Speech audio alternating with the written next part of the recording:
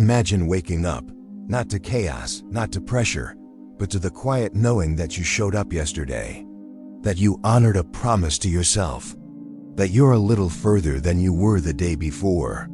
Picture it, the soft light of morning brushing your face as you open a journal with yesterday's entry already filled, a calendar with a streak of days checked off, a body that feels a bit stronger, a mind that's just a little more focused. It's not a grand transformation, not yet, but it's real. And it's building. You step onto the floor and you feel it, that quiet power that comes from momentum. The weight of self-doubt has started to fade. You're not rushing to make up for lost time. You're already moving, already in motion, already becoming. The kitchen is silent, but you smile. Because the mug of tea or coffee you hold isn't just a ritual, it is a reward. You earned it with consistency. No one clapped, no one noticed.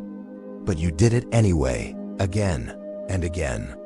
Imagine how strong that would make you feel, to know that you are someone who stays, someone who keeps going when the novelty fades, someone who continues to show up when others drift away. Now pause. Ask yourself, what would your life look like if you simply kept showing up for one thing every single day? What might blossom if you stuck with something long enough to see it bloom, even if it took weeks, months, or years? Can you count the number of times you gave up right before the breakthrough? Not because you weren't good enough, but because you were tired or distracted or unsure. And isn't it strange how we wait for motivation to arrive like lightning out of nowhere, when in truth, motivation is often the reward for showing up, not the requirement? What if the most powerful shift in your entire life isn't found in a perfect plan, a viral moment, or a sudden opportunity, but in the simplest act of returning again and again? And if that's true, what's stopping you from starting today? The truth is, showing up is not about being perfect. It's about being present. You don't need a 90-day plan. You don't need a burst of energy. You need a small act, done regularly, with quiet commitment. Start here. Choose one thing. One tiny habit that reflects the person you want to become. Maybe it's writing 50 words every morning. Maybe it's 5 minutes of movement, a 2-minute journal entry, a daily deep breath before the day begins. Don't pick 10 things. Don't overcomplicate it. One thing, just one. Done every single day, even when you're tired, even when you don't feel like it. And when you do it, make it so easy you can't fail. On the hardest days, let the habit shrink. Let it be the bare minimum version. One sentence, one stretch, one deep inhale. That's enough, because it keeps the promise alive. You're not building the habit itself. You're rebuilding the identity of someone who stays. Track it visually if that helps. A paper calendar, a small notebook. Every check mark is a quiet victory. Every mark is proof you showed up again. And if you miss a day, that's okay. The goal isn't never missing. The goal is never quitting. You are allowed to fall. You are not required to give up. Begin again the next day, with softness, no punishment, no shame, just return.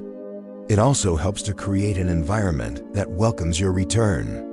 Place a gentle reminder on your phone that pops up with kind words from your future self. Something like, today, just show up.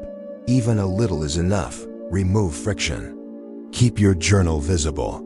Leave the yoga mat out. Create rituals around your habit. The same time, the same place. Let it become sacred. And as the days pass, you'll start to notice something. It is not just the habit that is changing you. It is the way you begin to trust yourself again. Trust grows when action and intention align, no matter how small. And here's the secret. The more you show up, the less effort it takes to continue. Because momentum builds identity. Identity builds action. And action builds success. You become someone who finishes things, who follows through, who no longer breaks promises to themselves. It won't feel revolutionary. It won't look impressive from the outside.